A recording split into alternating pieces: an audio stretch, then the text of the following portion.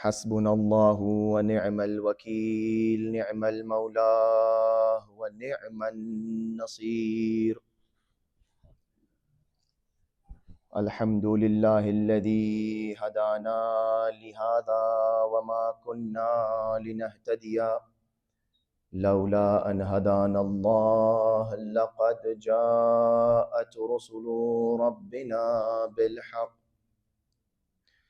ثم الصلاة والسلام على النبي الأمي العربي القرشي الهاشمي الخاتم لما سبق والفاتح لمن خلق، المعلن الحق بالحق، الذي سمي في السماء بأحمد وفي الأرضين بأبي القاسم مصطفى محمد.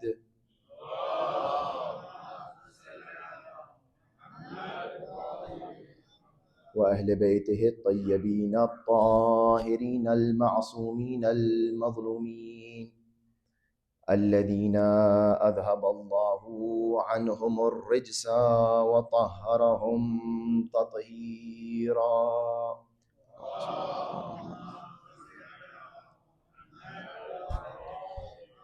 بهم نتولى ومن أعدائهم نتبرأ إلى الله، ثم اللعنة الدائمة على أعدائهم أجمعين، غاصبي حقوقهم منكري فضائلهم، من الآن إلى قيام يوم الدين. أما بعد، فقد قال الله تبارك وتعالى في القرآن المجيد والفرقان الحميد، وقوله الحق: بسم الله الرحمن الرحيم، وكل شيء أحصيناه في إمام مبين. صلى الله عليه محمد وآله.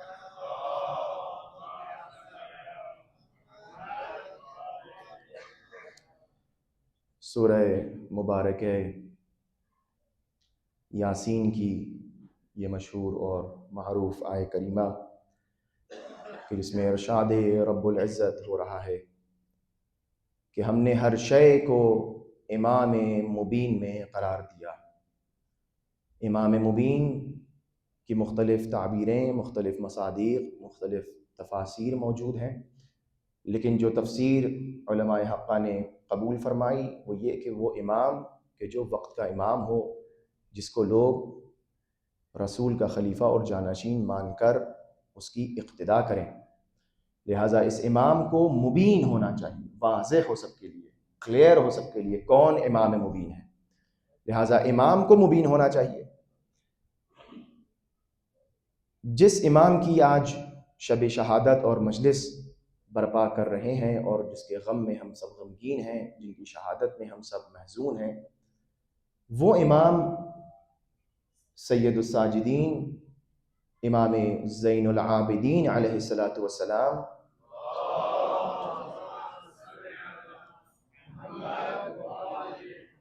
امام کی غربت اور مظلومیت کچھ اس طرح سے ہے کہ نہ صرف امام کی غربت دوسروں کے درمیان، غریب یعنی جو ناواقف ہوں، جس کو لوگ نہ جانتے ہوں، نہ صرف یہ کہ امام دوسروں کے لیے ناآشنا اور غریب ہیں، بلکہ خود کبھی کبھار درد ہے، یہ افسوس ہے یہ کہ خود ہمارے درمیان بھی ہمارے چوتھے امام سجاد جو ہیں وہ غریب ہیں۔ یہ غربت صرف وہ غربت نہیں جو بقی میں قبر کو دیکھ کر ہمارے ذہن میں تصور آتا ہے کہ یہ غریب امام ہے، نہیں، بلکہ غربت یہ ہے کہ ہم امام کی وہ معرفت نہیں رکھتے۔ حتیٰ محرم کے جو شروع کے 10 دن ہیں اس میں بھی امام کا شہداء میں ذکر نہیں آتا۔ لہٰذا آج جو مجلس ہے امام کی شہادت کی، وہ اس طرح سے برپا ہو کہ لگے کہ امام میں سجاد وہ شہید ہیں کہ جنہوں نے کربلا کے شہداء پر آنسو بہائے ہیں۔ امام سجاد خود کربلا کے شہداء میں کی اس فہرست میں تو بظاہر نہیں، لیکن اسی مقصد اور اسی سفر کی ایک کڑی ہے. آپ تصور کریں اس چیز کے اوپر کہ مدینے سے لے کر کربلا کا جو موضوع ہے وہ صرف امام حسین سے مربوط نہیں ہے. مدینے سے لے کر کاروان ہدایت جو چلا ہے، مدینے سے لے کر ظہر عاشور تک امام حسین علیہ الصلوۃ والسلام نے یہ ہدایت کی ہے، یہ کاروان آگے بڑھایا، یہ امر بالمعروف کا کاروان اور یہ قیام انجام دیا. کب؟ مدینے سے لے کر ظہر عاشور تک. لیکن ظہر عاشور سے لے کر دوبارہ مدینے تک امام سجاد نے اس کو ادامہ دیا. جو مینج کیا ہے وہ امام حسین اور امام سجاد نے دونوں نے مل کے مینج کیا. لہٰذا اس پورے سفر کو اور اس پورے قیام امام حسین اور کربلا کو ہم بغیر امام سجاد کے سمجھ نہیں سکتے. لہٰذا امام مبین کو سمجھنا ضروری ہے. ہر انسان پر واجب ہے کہ وہ اپنے وقت کے امام کو سمجھے کہ وہ امام کیا ہے. لہٰذا امام کو اس غربت سے نکالنا ہے. ایسا نہ ہو کہ ہم امام کی معرفت کے عنوان سے صرف چند مجلسوں پر اکتفا کر لیں. بہت زیادہ کوئی آگے بڑھ گیا تو اس نے صحیفہ سجادیہ کی کچھ دعائیں پڑھ لیں، لیکن امام غریب ہے، امام کی غربت ہے. کوئی بھی امام اس طرح منصب امامت پر فائز نہیں ہوا جس طرح سے امام سجاد منصب امامت پر فائز. کیسے ہوئے؟ اس وقت امامت ملی کہ جب خیمے جل رہے تھے. کسی امام کو اس طرح امامت ملی؟ جلتے ہوئے خیموں میں کس نے امامت حاصل کی؟ اور پھر کسی بھی امام نے اپنی امامت کا پہلا فتویٰ، پہلا حکم اس طرح نہیں دیا کہ بیویوں نے آ کے پوچھا ہو کہ ہم خیموں میں جل کے مر جائیں یا باہر نکلیں. علیکن بالفرار، آپ لوگ باہر نکلے. امام سجاد کی آپ مظلومیت و غربت دیکھیے. یہ مقصد امام حسین اس وقت سمجھ میں نہیں آ سکتا، مظلومیت امام حسین اس وقت تک سمجھ میں نہیں آ سکتی. امام سجاد نے 35 سال 35 ایئرز جو ہے وہ امامت کا منصب سنبھالا ہے، امامت انجام دی ہے. اور یہ جو امامت 35 ایئرز ہے یہ زیادہ ہے کلیکٹیولی امام حسین اور امام حسن دونوں کی امامت. امام حسن نے بھی تقریباً 10 سال اور امام حسین کے تقریباً 10 سال اور امام سجاد کی 35 سال، 14-15 سال کا ڈیفرنس ہے. یہ 35 سال میں امام نے کیا کیا؟ مدینے میں کس طرح امام نے. آپ ایک اور بات میں کہوں تاکہ آپ کے ذہن آمادہ ہو جائے جب تک میں یہ بیان فرماؤں، اس سے پہلے عرض کروں آپ کی خدمت میں کہ امام نے کس طرح اپنے آپ کو پہچانایا. امام سجاد کو اس وقت امامت ملی، توجہ کریں میرے ساتھ اس بات کے اوپر، غربت امام کو سمجھیں، اور امام نے کس طرح امامت کو محفوظ کیا اور دین کی بقا کے لیے کوشش کی. اس کو سمجھیں، درک کریں، اس کو محسوس کریں کہ امام علی مقام امیر المومنین کو جب امامت ملی ہے تو رسول اکرم نے، بارہا میں نے آپ کے سامنے عرض کیا، رسول اکرم نے پوری زندگی اپنے امیر المومنین کو پہچانوایا ہے. غلط کہہ رہا ہوں میں؟ پوری زندگی رسالت میں آپ نے حضرت امیر کائنات کو پہچانوایا ہے. پہچانوانے کے بعد یہ اثر تھا کہ لوگوں نے وہ ظلم ڈھائے امیر المومنین پر کہ جو قیامت خیز. امام حسین علیہ الصلوۃ والسلام کو رسول اکرم نے کتنا پہچانوایا. کبھی کاندھوں پر اٹھایا، کبھی پشت پر سوار کیا، کبھی سجدے سے سر نہ اٹھایا. کربلا میں جو لوگ آئے تھے ان کو معلوم تھا یہ وہ حسین ہے کہ جن کے لیے رسالت مآب نے فرمایا حسین منی وانا من حسین. جانتے تھے، لیکن کیا کیا؟ جانتے ہوئے امام حسین کو شہید کیا. لیکن مظلومیت امام سجاد یہ ہے کہ امام حسین کو وقت بھی نہ ملا کہ اپنے بعد والے امام کو پہچانوائیں. آپ اس کو محسوس کریے، اس کو درک کریے. جلتے ہوئے خیموں میں فرائض امامت عطا کر کے امام واپس آ گئے. اور بلکہ امام حسین نے تو نہ پہچانوایا بلکہ جناب علی اکبر کو اس طرح پہچانوایا، اپنے بیٹے علی کو، علی ابن الحسین کو اس طرح پہچانوایا کہ لوگ سمجھے کہ شاید یہی امام ہے، کہ امام سجاد بچ جائیں.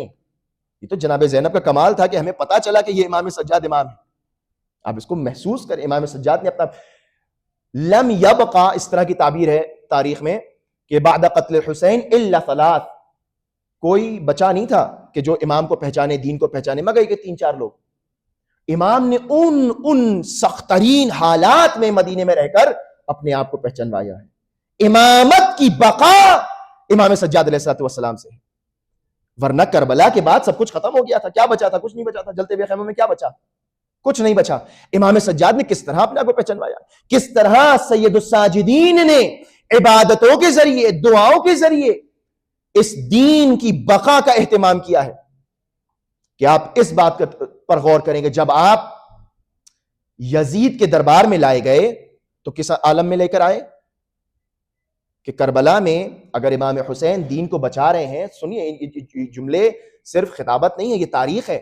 امام حسین اگر کربلا میں دین کو بچا رہے ہیں تو امام حسین کے مقابلے میں، امام حسین کے سامنے جناب عباس سینہ سپر کیے کھڑے ہوئے ہیں. امام حسین پہ کوئی آنچ نہیں آ سکتی جب تک جناب عباس حیات. امام حسین کے سامنے جناب علی اکبر موجود ہیں، امامت کو بچا رہے امام حسین، دین کو بچا رہے امام حسین. جناب علی اکبر موجود ہیں، جناب قاسم موجود ہیں، اور محمد موجود ہیں. امام حسین کے پاس اصحاب موجود ہیں، بھائی، بھتیجے، بھانجے، بیٹے. یہ حسین علیہ السلام کے سامنے کھڑے. لیکن سید الساجدین جب دربار میں قید کر کے لائے جاتے ہیں تو اب امام سجاد ہیں کہ جو سینہ سپر ہیں، بیبیوں کو چھپا رہے ہیں، ساتھ میں بیبیاں ہیں بے پردہ. یہ وہ حالات ہیں، قسمہ پرسی کا عالم ہے جس میں امام سجاد کو امامت ملی. اب وَكُلَّ شَيْءٍ أَحْصَيْنَاهُ فِي إِمَامٍ مُبِينٍ. امام اپنے آپ کو کیسے پہچانوائے؟ امام اپنے آپ کو امام مبین ہونا چاہیے، واضح امام ہونا چاہیے. امام کس طرح پہچانوائے؟ اب جب دربار میں آئے ہیں تو کس عالم میں ہے کہ پابند سلاسل ہیں، ہاتھوں میں ہتھکڑیاں، پیروں میں بیڑیاں، گلے میں توق، ایسا توق کہ امام کی گردن جھکی ہوئی ہے. اور اس عالم میں جب وہ خاطب یزید کے دربار کا جاتا ہے، اور جانے کے بعد شجاعت امام دیکھیے، جب یزید کا خاطب جاتا ہے اور جانے کے بعد یزید اور معاویہ کے فضائل، آل ابی سفیان کے فضائل، اور اس کے بعد آل رسول کی توہین شروع کی ہے، تو فصاح بہ علی ابن الحسین. امام سجاد نے اس عالم میں بآواز بلند پکار کر ڈانٹا ہے اس خطیب کو. یہ ہے امام سجاد علیہ السلام کا زور. یعنی ہمارے ذہنوں میں یہ نہ ایک ناتوان کمزور امام، نہیں، امام مبین ہونا چاہیے. جتنی کاری ضرب ذوالفقار کی ہے اتنی ہی کاری ضرب امام سجاد کی زبان کی ہے کہ باطل کو دو نیم کر دیا، چکنا چور کر دیا، اور فرمایا کہ ویلک ایھا الخاطب، واہ ہو تجھ پر اے خطیب، اے خاطب، اے وہ کہ جس نے لقد اشتریت مرضات الخالق، تو نے خلق کو، تو نے انسانوں کو راضی کرنے کے لیے یزید کا دربار ہے، توجہ رہے. اور امام سجاد قیدی بن کر آئے ہیں. امام سجاد کے ہاتھوں میں ہتھکڑیاں ہیں، پیروں میں بیڑیاں ہیں. کبھی بھی تاریخ نے یزید کے دربار میں موجود لوگوں نے ایسا منظر نہیں دیکھا تھا کہ حاکم کے سامنے، حاکم کے خطیب کو کوئی للکار کے ڈانٹے. یہ ہے جرأت امام سجاد علیہ السلام. اور کہا کہ ویلک ایھا الخاطب، کیا بکتا ہے تو اے خاطب، تو نے جو ہے وہ لوگوں کی مرضی کے لیے اللہ کی عذاب کو خرید لیا. یا یزید اذن لی حتی اسعد هذه الاعواد، اے یزید مجھے اجازت دے کہ میں ان لکڑیوں کے ڈھیر پر جا کر تجھے بتاؤں دین کیا ہے. اللہ اکبر، کون اتنی جرأت لا سکتا ہے؟ یہ امام سجاد اعلان کر رہے ہیں کہ تم نے ہمارا خون ضرور بہایا ہے لیکن میری رگوں میں علی کا خون ہے، میں علی کا بیٹا ہوں، میں علی کا پوتا ہوں، میری رگوں میں وہ خون ہے، وہ جرأت ہے، وہ شجاعت ہے. اب جب امام نے اس عالم میں یہ فرمایا کہ مجھے جانے دے منبر، مجھے جانے دے اعواد پر، ان لکڑیوں کے ڈھیر پر مجھے جانے دے، تو چیمی گوئیاں شروع ہو گئی. لوگوں نے کہا کہ یزید جانے دینا اس کو، یہ جو ہے وہ کیا بیان کر لیں گے، گرفتار ہیں، اسیر ہیں، مارے جا چکے ہیں، یہ آخر جا کے کیا. تو یزید نے ایک بہت تاریخی جملہ کہا جو کتابوں میں موجود ہے، سنی شیعہ ساری کتابوں میں یہ نقل موجود ہے. یزید نے کیا جملہ کہا کہ تم نہیں جانتے اس گھرانے کو. اللہ اکبر، دشمن ہے لیکن معرفت رکھتا ہے. تم نہیں جانتے اس گھرانے کو، یہ وہ ہے کہ منبر پر جائے گا اور اس وقت تک نہیں اترے گا حتی بفضیحتی و فضیحت آل ابی سفیان، یہ اس وقت تک نہیں اتریں گے ممبر سے جب تک مجھے ذلیل نہ کر دیں اور میرے باپ دادا کو ذلیل نہ کر دیں. اللہ اکبر. یعنی اے مسلمانوں، یہ پیغام ہے، اے مسلمانوں جو یزید کو آج بھی چھپا رہے ہو، پردہ پوشی کر رہے ہو، تو جانو یہ یزید ہے جو خود کہہ رہا ہے کہ یہ مجھے ذلیل کریں گے. یعنی وہ خود جانتا ہے میں بھی ذلیل ہوں، میرا باپ بھی ذلیل ہے. اللہ اکبر. میں بھی ذلیل ہوں, میرا باپ میرا خاندان بھی ذلیل ہے, لہذا صرف اور صرف لعنت اللہ علی یزید کافی نہیں ہے, اس سے بات آگے بڑھنا چاہیے. یہ امام سجاد کی ہیبت ہے, یہ امام سجاد کی ہیبت ہے, یہ اس کی ہیبت ہے جو علی کا پوتا ہے, یہ اس کی ہیبت ہے, یہ ان کا دبدبا ہے اس دربار میں کہ نہ جہاں امام سجاد کوئی سپاہی ہے, نہ امام سجاد کی کوئی سپورٹ میں ہے, امام سجاد خود سینہ سپر ہے بیویوں کے, اور امام فرما رہے ہیں کہ مجھے جانے دے, اور یزید ڈر رہا ہے, کانپ رہا ہے, کہا نہیں ان کو نہیں جانے دے. لیکن جب اصرار زیادہ بڑھا تو پھر اجازت ملی, اور امام نے کیا فرمایا, حتی اسعدا هذه الاعواد, کہ میں اس لکڑیوں کے ڈھیر پر جاؤں. کیوں فرما رہے امام؟ بارہا آپ نے جملہ سنا ہوگا, کیوں فرما رہے امام لکڑیوں کے ڈھیر پر جاؤں؟ کیوں؟ چونکہ امام کو یہ بتانا ہے کہ میں اس کا پوتا ہوں جس کا نام لینا جرم ہے یہاں, اور میں صرف نہ قول سے بلکہ عمل سے بتانا چاہتا ہوں کہ میں علی ابن ابی طالب کا پوتا ہوں. کس طرف اشارہ فرما رہے امام؟ کچھ پہنچے آپ. امام سجاد اشارہ فرما رہے ہیں کہ جب میرے دادا کو حکومت ملی, بظاہری حکومت ملی, تو میرے دادا نے کیا عمل انجام دیا؟ امام امیر المومنین مسجد میں جب آئے ہیں اور جب حکومت ملی ہے تو آپ نہ پہلے ممبر کی سیڑھی پر بیٹھے تھے, نہ دوسری پر بیٹھے تھے, نہ تیسری پر بیٹھے تھے, بلکہ وہاں جا کر رونق افروز ہوئے کہ جہاں رسالت مآب رونق افروز ہوا کرتے تھے. کیا فرمایا؟ کیونکہ وہ جگہ ہے جہاں پر حق کو بیٹھنا چاہیے. لہٰذا امیر المومنین جب وہاں جا کر بیٹھے تو چیمی گوئیاں شروع ہوئی. ارے یہ کیا, علی وہاں جا کر بیٹھ گئے جہاں رسول بیٹھا کرتے تھے. ارے علی نے جو ہے وہ سنت شیخین کے جو ہے وہ رعایت نہیں کی, اور سنت جو ہے وہ خلفاء کی جو ہے پابندی نہیں کی. علی جب امیر المومنین نے محسوس کیا کہ چیمی گوئیاں ہو رہی ہیں تو پوچھا کیا ہوا؟ کہا کہ اے علی یہاں پر تو کوئی نہیں بیٹھا, اور خلفاء جو ہے وہ نیچے بیٹھا کرتے تھے اور آپ تو جا کے اوپر بیٹھ گئے. تو امیر المومنین نے فرمایا الحمدللہ علی احسانہ قد رجع الحق فی مکانہ. اللہ اکبر, خدا کی قسم یہ جملہ امیر المومنین کا یاد رکھیے گا. امیر المومنین نے اعلان کیا کہ حمد ہے, ثنا ہے اس رب العالمین کی, اور احسان ہے اس کا کہ جس نے حق کو حق تک پہنچا دیا.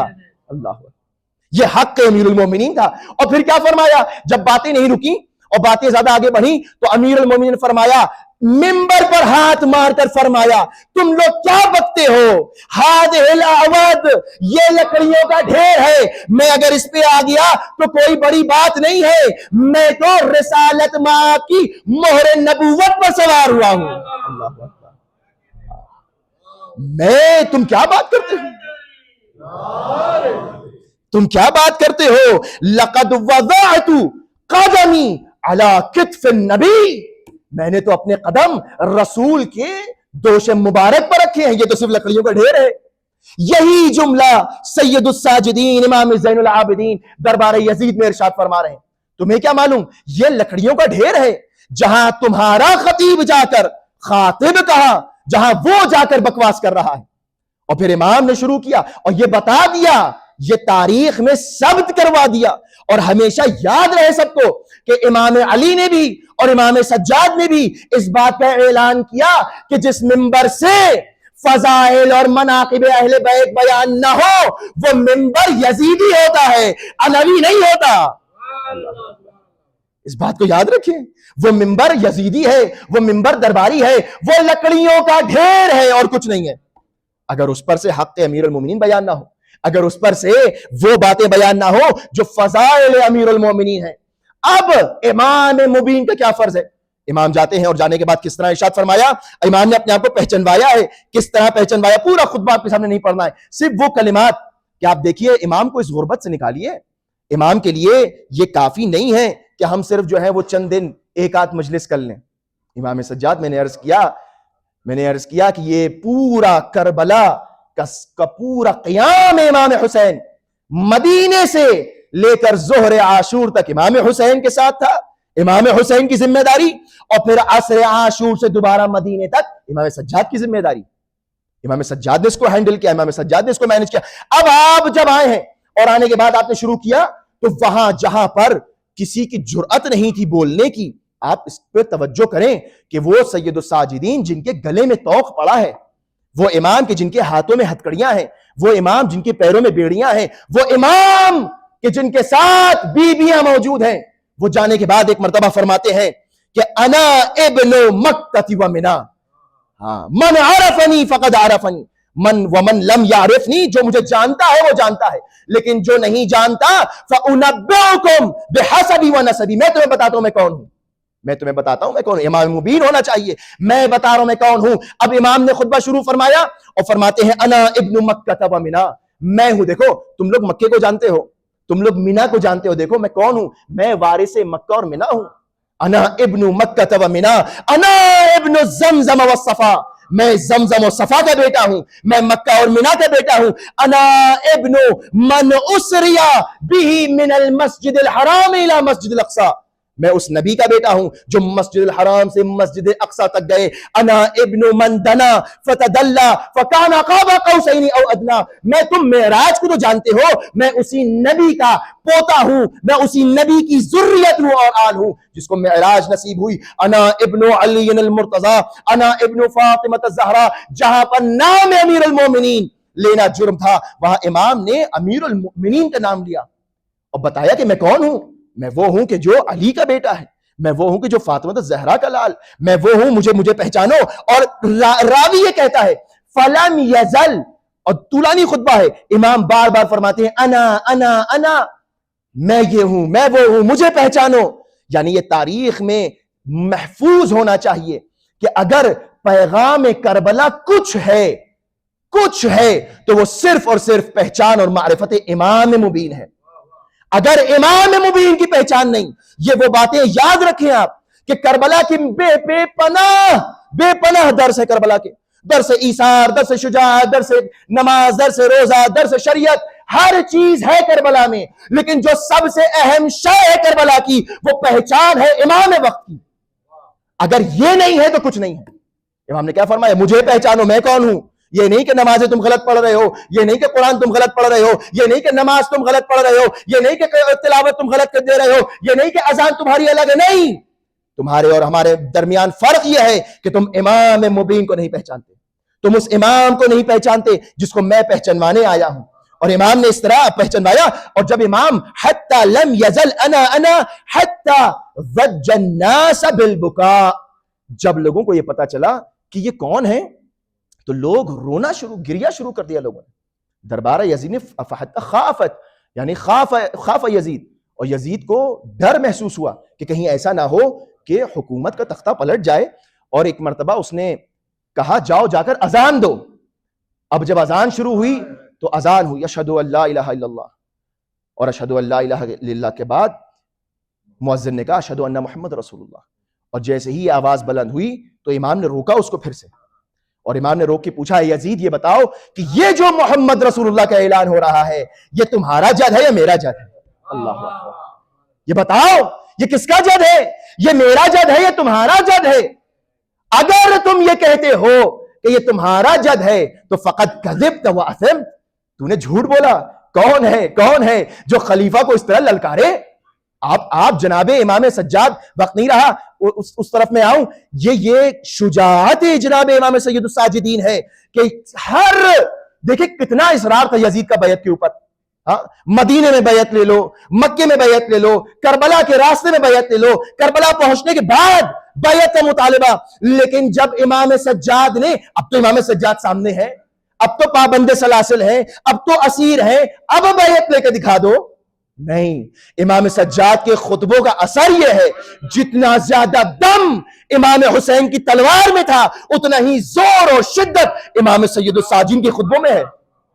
یزید کی ہمت نہیں ہوئی کہ امام سجاد سے کہے مجھے بیعت، نہیں، امام سجاد للکار رہے بتاؤ یہ تمہارا جد ہے یا میرا جد ہے؟ اگر تم کہتے ہو تمہارا جد ہے تو جھوٹا ہے، مکار ہے، یہ تمہارے جد نہیں ہے، اور اگر یہ میرے جد ہیں تو بتاؤ فلما قتلت عترتہ، اللہ اکبر، اگر یہ میرے جد ہیں تو پھر تم یہ بتاؤ کہ تم نے اس رسول کی آل کو قتل کیوں کر دیا؟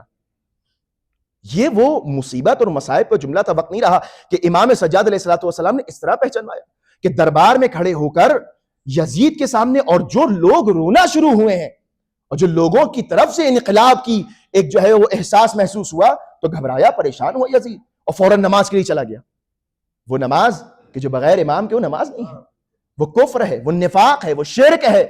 اور یہی وہ دربار تھا کہ جس دربار میں جب یہ ہوا کہ امام سجاد کو خاموش کیا جائے تو جب محسوس ہوا تو جناب زینب آگے بڑھی اور فرمایا کہ ابنت طلقاء امن العدل، اے آزاد شدگان کے اولادوں، کیا یہ عدل ہے کہ تمہاری عورتیں پردے میں رہیں اور آل رسول کی نواسیاں بے پردہ کھڑی رہیں؟ اجرکم اللہ. یہ کتنی بڑی مصیبت ہے. میں نے عرض کیا آج امام سجاد علیہ الصلوۃ والسلام کی شہادت، یہ وہ امام ہیں کہ جو کربلا کے شہداء سے زیادہ انہوں نے درد محسوس کیا. امام السید الساجدین نے جب امام کے صحابی نے کہا کہ مولا آپ کتنا گریہ کریں گے، تو امام نے کیا فرمایا تھا؟ امام نے فرمایا کہ تم نے انصاف نہیں کیا، اے منہال تم نے انصاف نہیں کیا.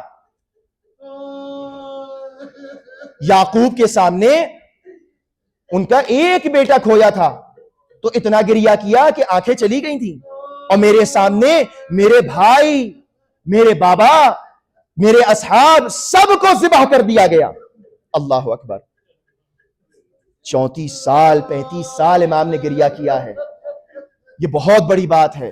آج اس امام کو آپ ابھی تک آپ امام سجاد کو پرسا دیتے تھے امام حسین کا، آج آپ کو امام حسین کو پرسا دینا ہے سید الساجدین کا. اجرکم اللہ. وہ امام کے جو 34 سال گریہ کرتے رہے، وہ امام کے جو مختلف بہانوں سے گریہ کرتے رہے. کس عالم میں امام سجاد نے خطبہ ارشاد فرمایا ہے معلوم ہے آپ کو؟ یزید اپنے تخت پہ ہے اور امام حسین کا سر مبارک تشت میں ہے. اللہ اکبر. امام کا سر تشت میں ہے اور وہ ملعون اپنی چھڑی سے بے ادبی کرتا ہے کہ چنانچہ ایک شخص کھڑا ہوا اور اس نے کہا میں پوری تاریخ نہیں پڑھ سکتا لیکن اس سے اندازہ لگائیے وہ کیا بے ادبی کرتا تھا ملعون. وہ شخص کھڑا ہوا اور کہا یزید تو اپنی چھڑی کو روک لے، میں نے انہی لبوں کو رسول کو چومتے ہوئے دیکھا ہے. اجرکم اللہ. سید الساجدین کیسے دیکھ رہے ہوں گے کہ بابا کا کٹا سر رکھا ہوا ہے. امام سجاد 34 سال روئے ہیں. الشام الشام الشام. کون سی مصیبت ہے مولا؟ آپ کو معلوم ہے جب کوئی کہتا تھا مولا ہمارے یہاں ولادت ہوئی ہے تو کہتے تھے ہائے میرا بھیا علی اصغر. اجرکم اللہ اجرکم اللہ. خداوند عالم آپ کو کسی غم میں نہ رلائے سوائے غم امام مظلوم کے. اور یہ غم ایسا ہے کہ واقعاً فَيَبْكِ الْبَاكُونَ، رونے والوں کو رونا چاہیے. فَلْيَصْرِخِ الصَّارِخُونَ، آوازوں کو گھوٹ کے نہیں چیخ کر پکار کر رونا چاہیے. جس طرح سید الساجدین کے سامنے جب کوئی یہ بات کہتا تھا کہ پانی آ جاتا تھا تو آپ آواز بلند کہتے تھے ہائے میرا بابا حسین 3 دن کی بھوک و پیاس کے ساتھ مار ڈالا گیا. اجرکم اللہ اجرکم اللہ. کچھ باتیں ایسی ہوتی ہیں کہ جو سوچنے کے لائق ہیں. انسان احساس کرے. بہت سی باتیں کہی نہیں جا سکتی. آپ کو جس مصیبت پر گریہ آئے اس کو سوچ کر گریہ کریے. خطیب کیا پڑھ رہا ہے پڑھنے دیجئے. آپ کو جو گریہ کرنا ہے گریہ کریں. آپ پرسا دیں اس بی بی کو جو ابھی تک اپنے بیٹے کا پرسا لے رہی تھی، اب اپنے پوتے کا پرسا لینے آئی ہے. جناب زہرا مرضیہ کو پرسا دیجئے، وقت کے امام کو پرسا. دستور یہ ہو گیا تھا مدینے کا اور مدینے والوں کا کہ امام سجاد جب بازار سے گزرتے تھے تو گوشت کی دکانیں اور قصابی اپنی گوشت کی دکانوں پر پردہ ڈال دیا کرتے تھے. اجرکم اللہ. آپ پہنچ گئے اس منزل تک. کس طرح سے امام سجاد مدینے کی گلیوں میں نکلتے تھے. پانی آتا تھا گریہ کرتے تھے، کھانا آتا تھا گریہ کرتے تھے. ایسا گریہ نہیں، ایسا گریہ کہ آنسو بہ کر سینے مبارک پر آ جاتے تھے. ہم اور آپ کیا گریہ کریں گے جس طرح امام سجاد نے گریہ کیا ہے؟ ہم کو کیا معلوم کیسے گریہ کرتے ہیں. لہذا گریہ کرے، بکا کرے اس امام کے ساتھ کہ جس نے 34 سال اپنے بابا پر گریہ کیا. کہ ایک مرتبہ جب آئے تو اس قصابی کو کچھ دیر ہو گئی پردہ ڈالنے میں. امام کی نگاہیں کٹے ہوئے حیوانوں پر پڑی. امام نے ایک مرتبہ رونا شروع کیا. وہ قصابی دوڑتا ہوا امام کی بارگاہ میں ہاتھ جوڑ کر آیا، مولا مجھ سے خطا ہو گئی، دیر ہو گئی مولا، میں چھپا نہ سکا، ان کٹے ہوئے हुए गोश्त के टुकड़ों को मौला मैं छुपा ना सका। इमाम ने कहा कोई बात नहीं, तुम्हारी गलती नहीं है, बस मैं 3 सवाल करना चाहता हूं तुमसे। मौला क्या सवाल है? मौला सवाल पूछिए। इमाम ने एक मर्तबा पूछा, ए कस्साब जरा से ये बता कि तूने इस हैवान को ज़िबह करते वक्त पानी पिला दिया, तूने पानी पिला दिया था? उसने कहा मौला मैं मुसलमान हूं, मैं कोई भी हैवान ज़िबह करने से पहले जरूर पानी पिलाता हूं। इमाम ने फरमाया अच्छा ये बता, मेरा दूसरे सवाल यह है कि जब तू इस जानवर को ज़िबह कर रहा था तो तूने अपनी छुरी को तेज कर लिया था, कहीं ऐसा तो नहीं तेरा खंजर कुंद रह गया हो? नहीं आका, मैंने छुरी को तेज कर लिया था। बस एक तीसरा सवाल बता, तीसरा सा जवाब दे दे। मौला क्या सवाल है? मौला मैं जवाब दूंगा, बस ये बता कि जब तू इस हैवान को ज़िबह कर रहा था तो आसपास में कोई दूसरा हैवान तो न था कि जो इसको ज़िबह होता देख रहा हो? उसने हाथों को जोड़ा, मौला मैं शरीयत का पाबंद हूं, मैं ये तमाम काम अंजाम देता हूं। एक मर्तबा तड़प कर सैयद साजिदीन करबला को रोक किया, वाह मेरा मुसीबत बाबा, आपको कुंद खंजर से ज़िबह किया गया, 3 दिन की भूख और प्यास, अरे मेरी फुफी अम्मा 70 कदम के फासले से। अजरुकुम अल्लाह, अजरुकुम अल्लाह। यही हक है इमाम सैयद साजिदीन पर रोने का। अल्लाह अकबर। पुरसा दे इमाम को, वो इमाम के जिसका ताबूत अभी आपके सामने आएगा, वो इमाम की जो पाबंद सलासिल पूरी जिंदगी रहा और जिसने इमाम मजलूम पर गिरिया किया, वो अज़ादार इमाम हुसैन। अजरुकुम अल्लाह। तारीखें बताती है कि वो मुसीबतें गुजर गई, बस मैंने ज्यादा वक्त नहीं लेना, मुसीबतें ऐसी गुजर गई कि इमाम सज्जाद अगर कहीं कारवान रुकता था और इमाम किसी साए में आ जाते थे तो जालिम कोड़े बरसा कर इमाम को किनारे कर देते थे कि आपको हुक्म है कि साए में नहीं बैठने दिया जाएगा। और उसी गर्मी में ये तौक खारदार, ये हथकड़ियां, ये बेड़ियां तपती थीं। जो हजरात करबला गए हैं, जिन लोगों ने करबला में मशी की है, जो लोग नजफ से करबला जाते हैं, उनको एहसास है करबला की धूप का, करबला की गर्मी का। जरा सोचिए, जरा सोचिए इमाम सज्जाद किस तरह चले होंगे। इमाम सज्जाद पाबा रहना, पाबंद सलासिल।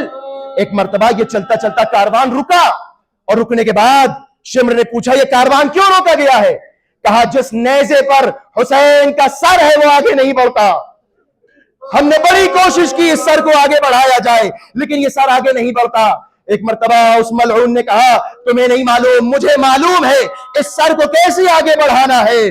बस कुछ जालिम आगे बढ़े, हाथों में ताजियाना लिए सैयदुल साजिदीन के पास आए, इमाम सज्जाद के पास आए।